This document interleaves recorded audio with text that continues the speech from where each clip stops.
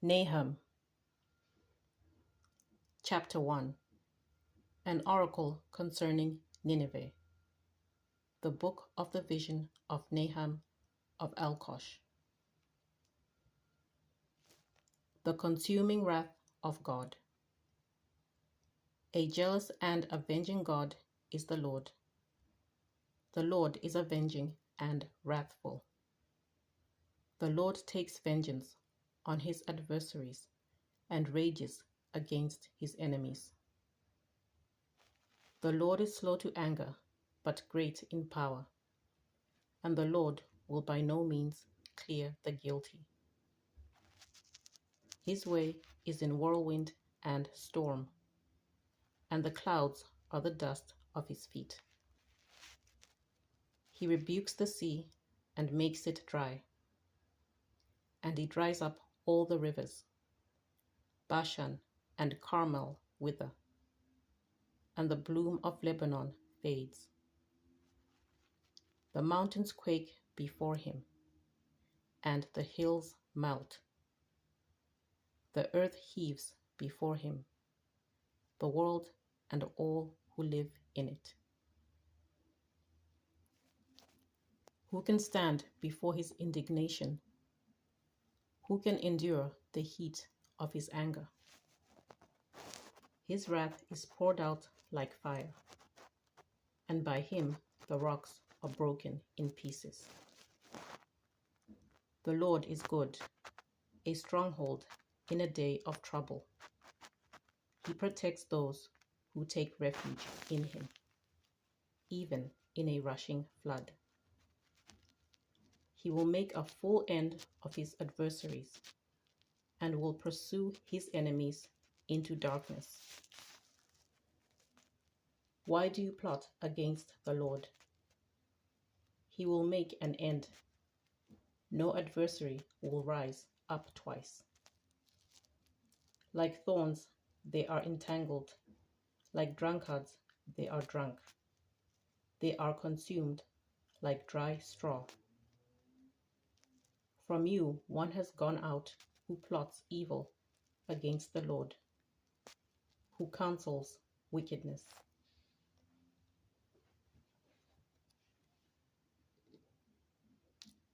Good news for Judah.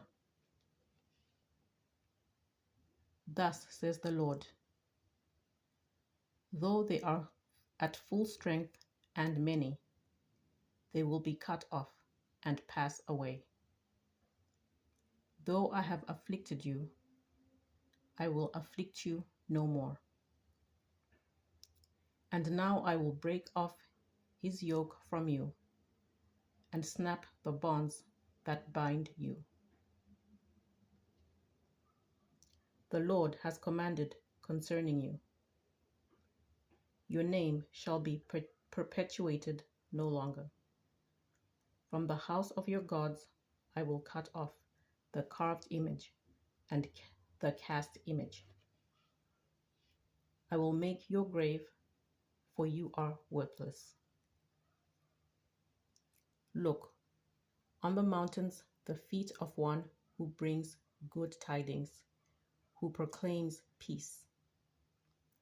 Celebrate your festivals, O Judah. Fulfill your vows, for never again shall the wicked invade you. They are utterly cut off. Chapter 2. The destruction of the wicked city. A shatterer has come up against you. Guard the ramparts. Watch the road. Gird your loins. Collect all your strength.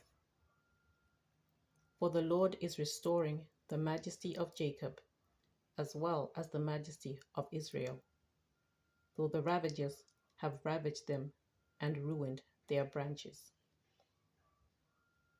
The shields of his warriors are red. His soldiers are clothed in crimson. The metal on the chariots flashes on the day when he musters them. The chargers prance.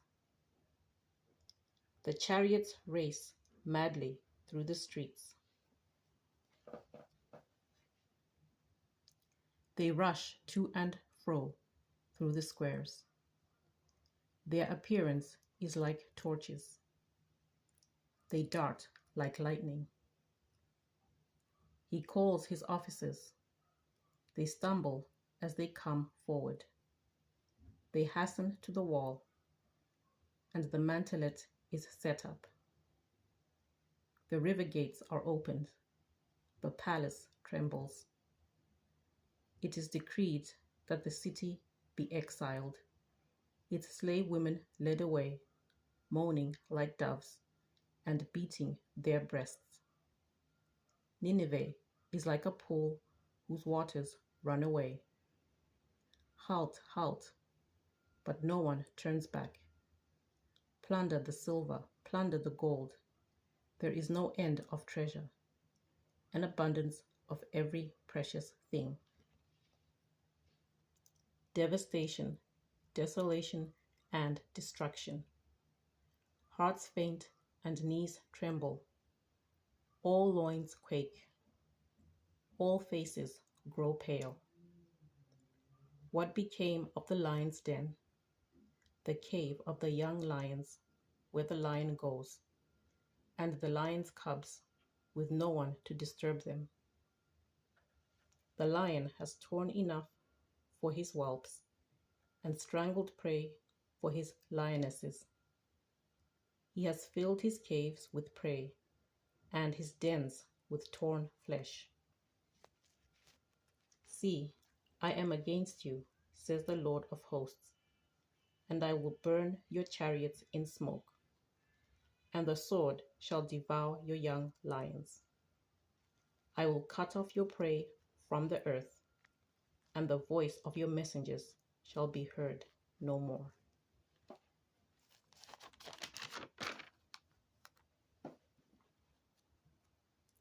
Chapter 3. Ruin imminent and inevitable. Ah, city of bloodshed, utterly deceitful, full of booty, no end to the plunder. The crack of whip and rumble of wheel, galloping horse and bounding chariot. Horsemen charging, flashing sword and glittering spear. Piles of dead, heaps of corpses, dead bodies without end. They stumble over the bodies. Because of the countless debaucheries of the prostitute, gracefully alluring, mistress of sorcery, who enslaves nations through her debaucheries, and peoples through her sorcery.